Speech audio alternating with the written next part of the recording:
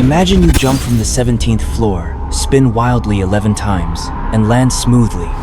It seems impossible, but Su Yiming made it real with his back-to-back 1,980 on the ski slope.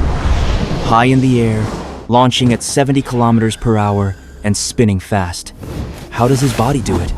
The answer lies in our understanding and mastery of energy. Let's go back 7,000 years. In the icy wonderland of Altay, Xinjiang, an ancient rock painting captures the first image of human skiing.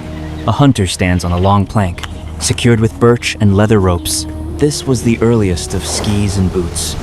At that time, skiing was for travel and hunting. They didn't understand gravitational potential energy, but when they instinctively lowered their bodies as they slid down a slope, they had already completed the earliest exploration of physics.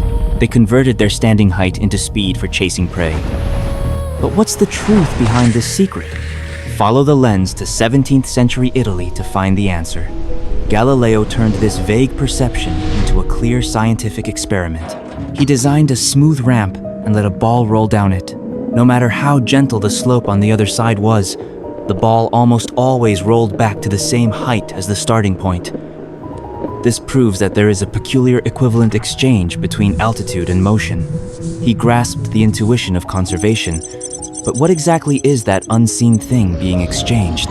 Fast forward several decades, and in the Netherlands, Huygens quantified this intuition through his pendulum experiment. He found it wasn't speed that was conserved, but a quantity related to the square of velocity.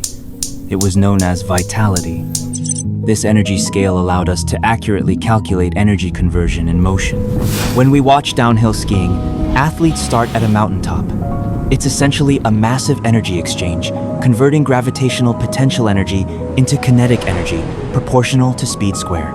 Therefore, the core design principle of downhill skiing, which pursues extreme speed, is the longest course and the greatest vertical drop. Let's follow the ski tracks to mid-19th century Norway. Here, skiing was evolving from an ancient survival skill into a trendy sport sweeping across Europe. While British aristocrats were experiencing the thrill of speed on the slopes of Zermatt, Switzerland, they probably didn't know that a British winemaker was in his laboratory unlocking the ultimate secret behind skiing speed. This brewer was James Joule. He was deeply fascinated by the question of what heat was. People at the time believed that heat was an invisible fluid, but Joule, through his ingenious experiments, provided a different answer. What does the friction between your skis and the snow generate when you ski? That's right, heat. Joule grasped this key point and designed a clever device that allowed a falling weight to drive the paddle blades to rotate in the water. The result was surprising. The slightly rising mercury column on the thermometer revealed a fixed exchange between mechanical energy and thermal energy. This is similar to the constant exchange between speed and heat when skiing. When your skis feel hot, it's actually your precious speed being lost. Joule proved that energy can not only convert between mechanical motion, but also cross boundaries to become electrical, chemical, and other forms. Yet, Joule's work left a question. Was there a universal law behind these scattered energy exchanges? This question was fully answered in 1847. German scientist Helmholtz integrated all energy form into a unified cosmic energy system. Imagine this as a perfect accounting system for the entire universe. Kinetic energy, potential energy, thermal energy, and chemical energy, all of these are simply different denominations of energy, the universal currency. No matter how energy is transformed, the total assets of the universe remain unchanged. This law is clearly demonstrated in skiing. Theoretically, skiing down an 800-meter-high mountain should reach a speed of 450 kilometers per hour. But why is the world record only around 255 kilometers per hour? Where did the missing 195 kilometers per hour go? The answer lies in energy conservation. Energy doesn't disappear, it just changes form. In skiing, there are two main energy themes. The first is air resistance. At high speed, the air becomes an invisible wall, consuming huge energy. That's why downhill skiers curl into an eggshell position. This strange posture reduces air resistance by 40%, effectively saving skiers a significant amount of energy.